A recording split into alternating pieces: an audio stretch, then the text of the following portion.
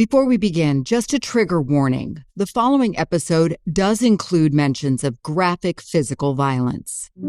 I survived a violent home invasion. After everything was said and done, I lost in total close to 3/4 of the blood in my body. There's no earthly reason why I'm alive. None. There's none. As you heard, that is Donna Ongsiako, who miraculously survived a random attack in her Colts Neck, New Jersey home back in the early morning hours of July 7th, 2013. Donna lived with her 21-year-old daughter, but she was home alone that night. And after opening her front door to let her cat back in the house, Donna then encountered an intruder attempting to cut through the screen of the window by her front door. He proceeded to stab her multiple times on her face and in her chest before leaving with her purse and her car keys. As Donna lay on the floor bleeding, she somehow found the strength to crawl upstairs where her cell phone was, and she called 911 while her attacker then escaped in her car. Okay. Just stand up on me, okay? Where did you get stabbed? In the neck, blood is gushing out, and in the chest. Okay, I can feel my heart. I'm pouring, gushing blood. Okay.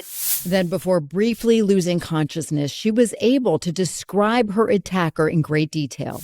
He was probably about 17, white, real skinny, curly hair, blonde, dirty blonde hair, a little bit long, had a backpack. I'm losing consciousness. Okay, so stay with me, okay? Yeah, I could feel the blood is just it's like water. After paramedics arrived, Donna then was rushed to the hospital, and as you heard her say, she lost close to 3/4 of the blood in her body. But thanks to Donna's detailed description of her attacker and additional tips and DNA evidence, police identified 16-year-old Brennan Doyle as a suspect. He was arrested nearly 4 months after stabbing Donna. And Doyle claimed he was under the influence at the time of magic mushrooms. In 2015, Doyle pleaded guilty to attempted murder and carjacking, and he was sentenced to 15 years in prison. And while Doyle is in prison, Donna is still struggling to recover from the trauma of her attack. I'm Natalie Morales of 48 Hours, and this is It Could Have Been Me. Welcome, Donna. It is so good to have you here with us, and thank you so much for being willing to share your story with us. Thank you for having me. I know what you went through was so traumatic, physically, emotionally. How are you doing today? Physically, all of my injuries have healed. I have some, nerve damage, pins and needles in my left arm.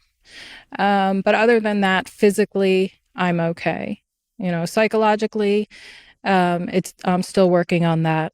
I can go places by myself now, but do I like being in the dark, in the night, by myself? No, still it is difficult for me. Your physical scars have healed so beautifully as well. You don't see them as much anymore, but as you said, the emotional trauma is still something that you live with, and I know that has to be so difficult to go through, as you said, the nighttime and the darkness, because that's when the attack happened. You've moved out of that house, though, and I know that area of New Jersey. I lived in New Jersey for many, many years. It's a beautiful, peaceful area, horse country. Something like this, though, you never expect something like this to happen in Colts Neck, New Jersey, right? No, never. I felt very safe there. Never in my wildest nightmares would I would think this would happen there. Take me back to that night. Your daughter, Kirsten, she was out at a party. You nodded off, but then you went to open the door to let your cat back in. What happened then? Right. So when I opened the door, I saw a kid standing on the porch. That's what I zoned in on. And then like a millisecond later, I saw the knife that he had, and he was cutting into the screen and the window. And my response kicked into, oh, I got to shut this door, So as I was shutting the door, he charged at the door, and the knife, it stuck through just a tiny little opening before I could actually shut the door. And it cut my finger, the tip of my finger. And I pulled my hand off the door. That was the most painful moment was that knife cutting the tip of my finger. Oof. Because my body hadn't shut down yet. At that point, it was just sliced into my hand. So when I pulled my hand off the door, he pushed the door in and was face to face with me in my kitchen. I could not think far enough ahead to say he's going to cut me with that knife. But sure enough, he was standing just straight in front of me and he just started slashing me. My face, you could see this part here, but it actually goes all the way back here. So he just took the knife and, slashed that way. And I could not process again that he would actually cut me. So I'm holding my face like this and he's slashing my neck. And then so now I'm like, oh, like what's happening? And he stabbed me straight into my chest. And still, even with the slashes and the stabs, I couldn't process that he was actually like another stab was going to come, another slash was going to come. Like I couldn't process that. Gosh, it is unreal hearing you describe all of this, and it's still so clear as day to you in your memory. I can see that. Oh, and yeah. I'm sure that's so hard to relive that moment, the pain you were feeling in that moment. And as I understand, this is a young man that you'd never seen him before. It's not somebody you recognized, right? Right. No, totally random. You saw, though, he seemed to be young. You got a good feel for what he looked like. I mean, you were staring at him as he's doing this to you. You wouldn't take your eyes off him. Absolutely. Correct. Yep. Without a doubt. So he's attacking you multiple times. He stabbed you at this point. In that time, what's going through your head? Are your survival instincts kicking in? Yes, I started to think, I have to get that knife. Like I have to get it out of his hands. So as I was backing away from him, I tried to grab the knife from him. You don't think in my head, I'm going to grab that knife and I'm going to get it away from him. But it literally just cut my hand open. I ended up on the floor. And he came over to me on the floor. He asked me for my car keys and for a lighter. So I directed him to my purse, and he went through my purse and got what he needed. And I know that you were wanting to figure out, get to your cell phone, right? That was part of the whole thinking at that moment. Yeah, my cell phone was upstairs. Once he left with the car keys, the lighter, that was your opportunity. You had to get upstairs. How'd you do that? I mean, in the condition you were in. I have no idea. I always say that there was definitely divine intervention that helped me get up the stairs. And I feel like I floated up those stairs and to my phone. Almost like an out-of-body experience, really. Yes, absolutely. And I know part of your motivation was your daughter. She was out, but you knew she would come back. You knew she would find you. I could just imagine Kirsten coming in, walking in through that door and finding me laying there. And that couldn't happen. That just wasn't something I was prepared to let happen. You got to your phone, yet incredibly, you were still with it enough to look outside and notice that your attacker was still there in the car. So you had to be really careful once you got your phone, right? What did you do?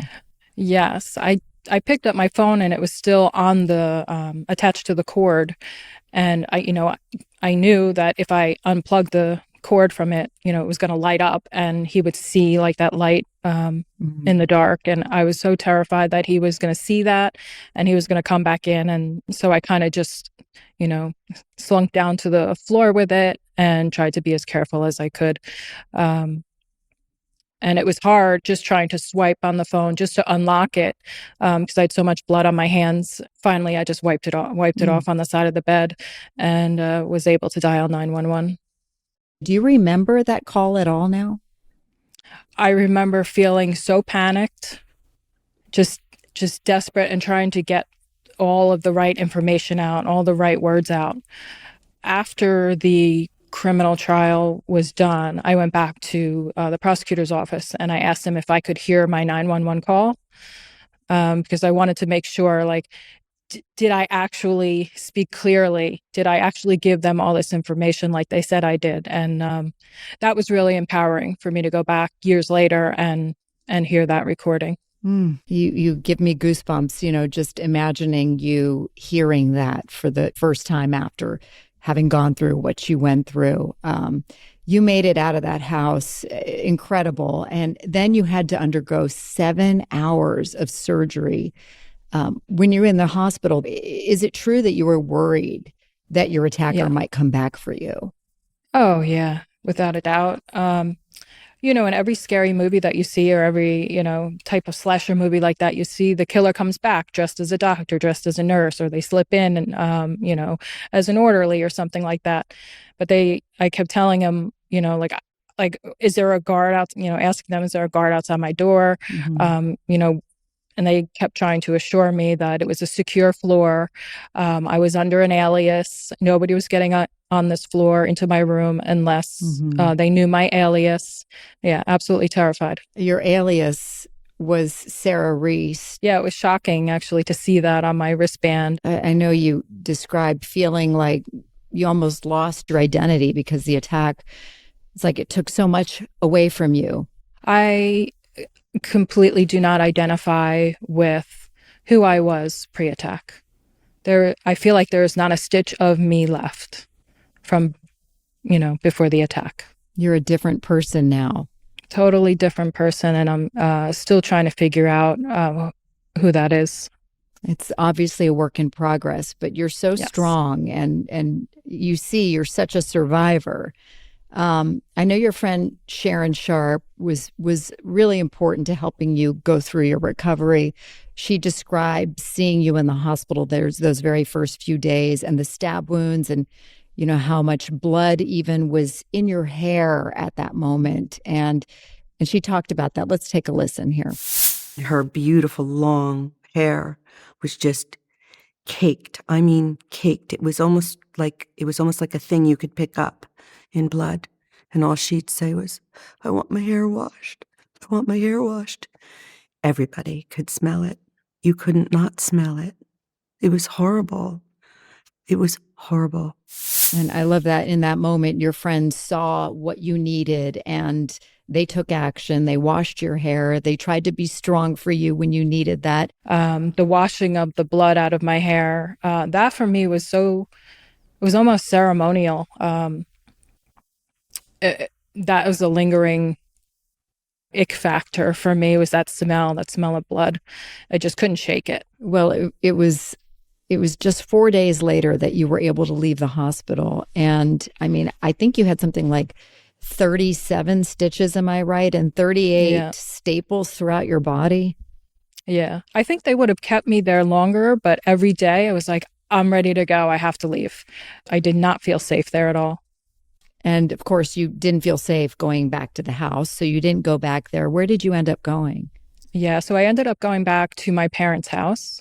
So it was my mother and my father, and a brother that lived there, and my sister lived there at the time with her 3 children. So there was no room at the inn for me. So they ended up just kind of putting me in my niece's room. It was chaos. Well, and I know you were concerned because your attacker was still out there, and it would take 4 months before 16-year-old Brennan Doyle was then arrested. And, your attacker, we said he was young. What was your reaction, though, when you heard? I mean, he was just 16 years old. I mean, I stood face to face with him, so I saw him, and I knew he was young. I didn't realize he was that young. And kind of shocked because I was in really good shape physically. And if you said a 16-year-old was going to, force their way into your house and attack you, I would have said, absolutely not. That is not going to happen. I was in the best shape of my life. There was no way that was going to happen. But fight, flight, or freeze. And I froze. Yeah. He was then charged as an adult. When you heard what Brennan Doyle was alleging, he said it was magic mushrooms that possessed him to do what he did to you. What did you make of that? Yeah, I thought that was just a cop-out. He seemed very present and very sure of what he was doing. So I don't buy the whole hallucinogenic story. Did you see him in court? Yes. I went to every single court appearance. There were throughout the 2 years between the time the attack and then the actual trial in 2015. I went to every single appearance, even if it was just like a 10-minute, like, this is what's happening thing, because I wanted him to see me. I wanted him to know that I was alive and I was showing up, And he pleaded guilty to attempted murder and carjacking. That was in 2015, then sentenced to 15 years in prison. What was your reaction when you heard that sentence? If we were to go to trial, I was told that he can maintain his innocence and there would be no guarantee of him, of the amount of time that he would get. If we went to trial, he could get 4 years, he could get, 7 years, what have you. But if he takes a plea deal, they told me he has to admit his guilt to the court.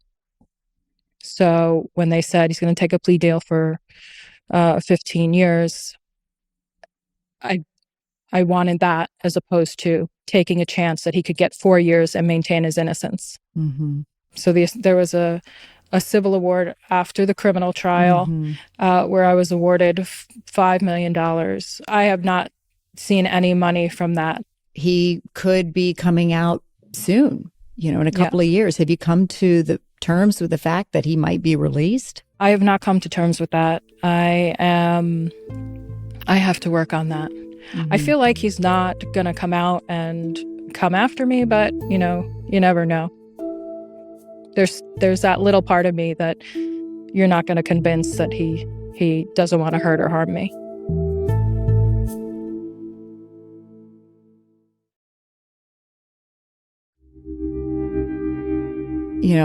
It's hard to even ask the question, but what does closure look like for you? I mean, especially when you talk about this was such a random act of violence. Yeah.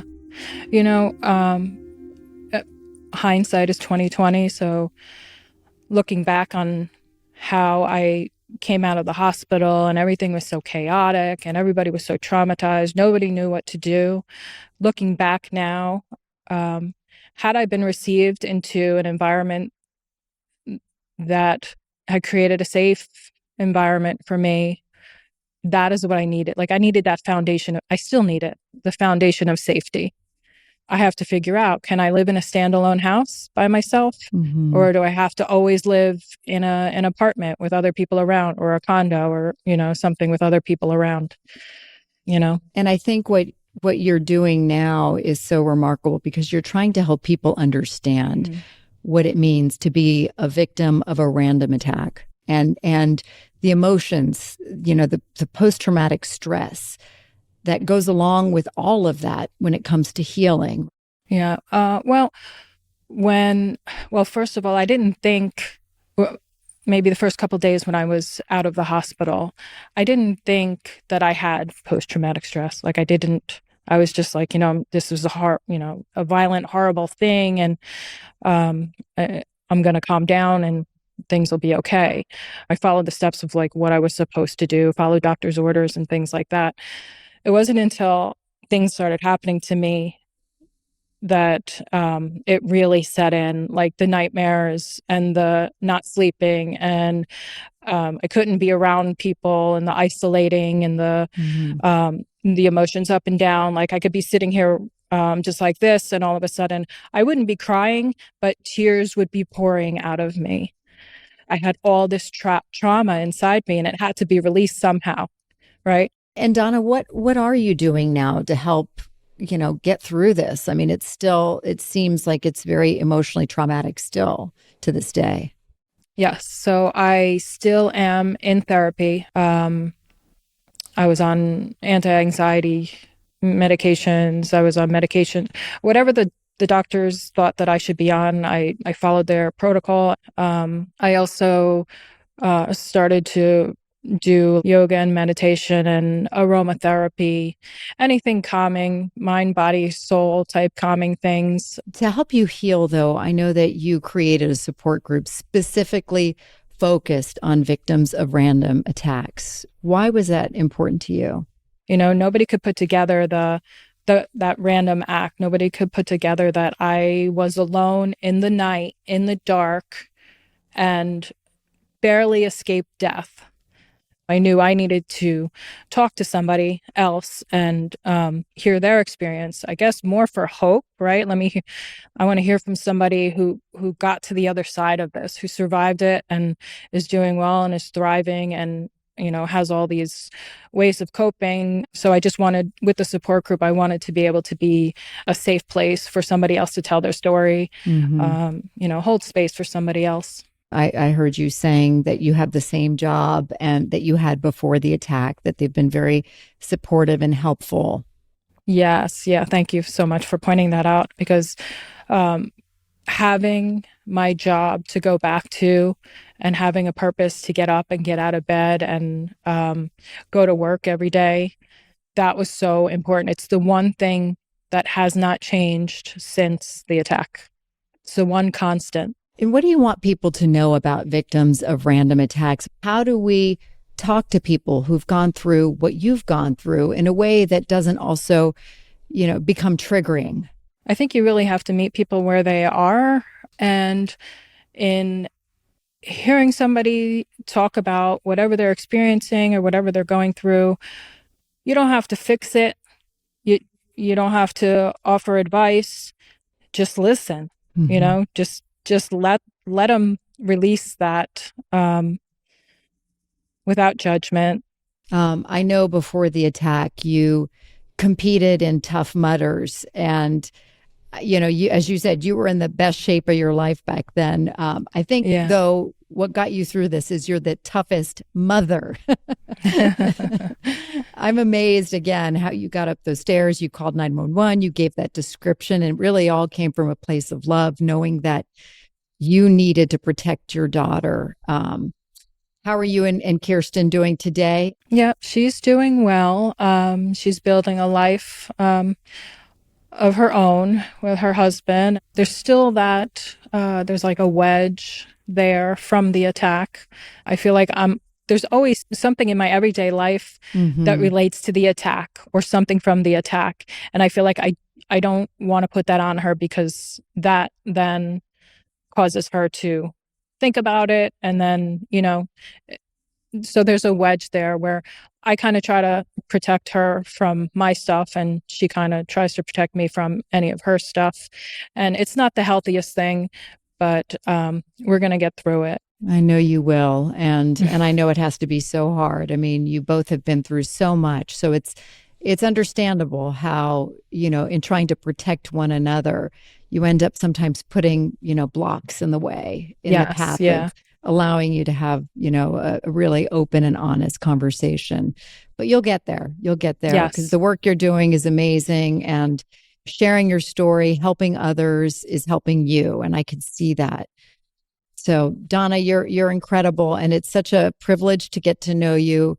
And I know it wasn't easy having a conversation again about what happened to you, but we so appreciate you sharing it, because perhaps in helping us understand how best to talk to victims of random attacks, you're creating an opportunity as well to let us just understand people going through traumatic experiences as a whole.